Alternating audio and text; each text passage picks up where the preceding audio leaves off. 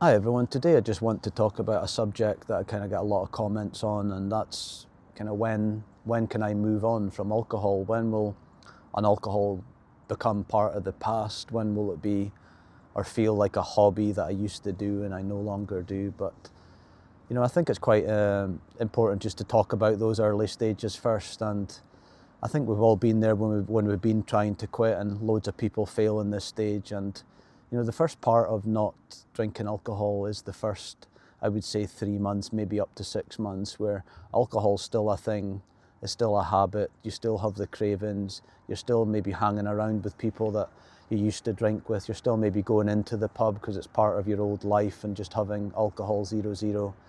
And that's the kind of first stage. But there is a second part to that where you do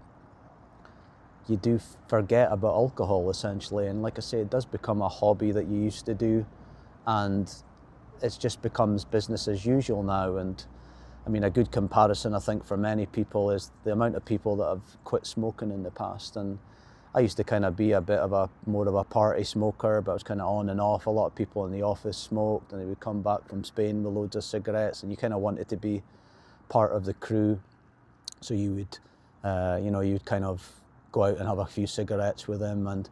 But when I quit smoking, I mean, now I just don't even think about it. I can easily walk into a shop, just the same as booze now, but just after maybe 6 months, a year, it just becomes this thing that you never did. And you could go to parties and people would light up a cigarette, offer you one, and you're just like, no, absolutely not. And that's what happens with alcohol as well once you reach that second stage. And it's a really kind of remarkable place to be in when you just kind of, I think you go into the shop maybe one day, or you've came back from a friend's house or a party, and then you kind of think to yourself, wait, I didn't even actually think about alcohol there. I didn't even once think. A few people offered me, I sat next to people, I went to the shop before it, walked down the wine aisle, the beer aisle, the spirit aisle, and I actually didn't even think of anything.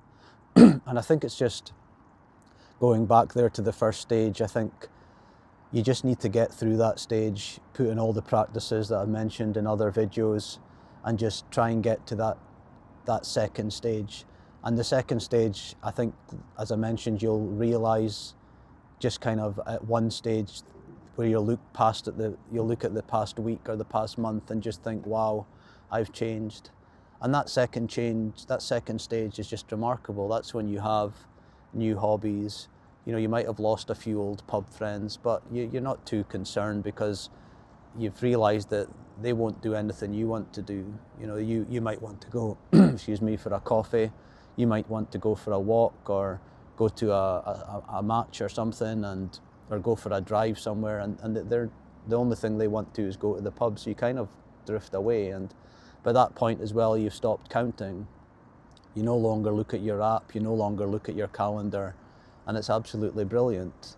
And like I say, it's a wonderful feeling, waking up in the morning, knowing that that's what stage you're at. And it does take 6 months, I would say. I wouldn't be surprised if sometimes it takes people a year, and once you've got that year under your belt, then you've looked at your calendar and you think, wow, 1 year down. But your brain needs a lot of time to rewire. I mean, this has been a big part of your life for a long time, and it's had to put up with all that booze going into your body, just that habitual behaviour we all have of finishing work, then going to the pub, or you always crack open a beer at 4 p.m. on a Saturday. That's a thing you do. Or you always meet your mates at lunchtime at 12, to have beers. That takes a while to kind of rewire and get out of your system. And the final thing I'll say about it is that the good thing is, let's say if you're struggling at the moment, it's a tough stage. All the cravings, all the triggers, you feel like you're in mourning, you're losing stuff, but you do get to that stage where you've got so much to lose. And it's a good feeling to have, when all of a sudden you've maybe committed to stuff financially because you've got that more money, you've got more commitments now, you're maybe on courses, you've got more responsibility at work and in your home family life, and it's just kind of too much to lose. And like I say, that's just a wonderful, wonderful feeling to have.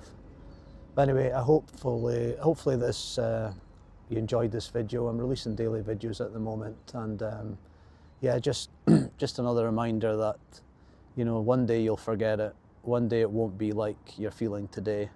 It'll just be business as usual, and a hobby that you don't have anymore. It's wonderful. But please like and subscribe, and I'll see you next time. Take care. Bye.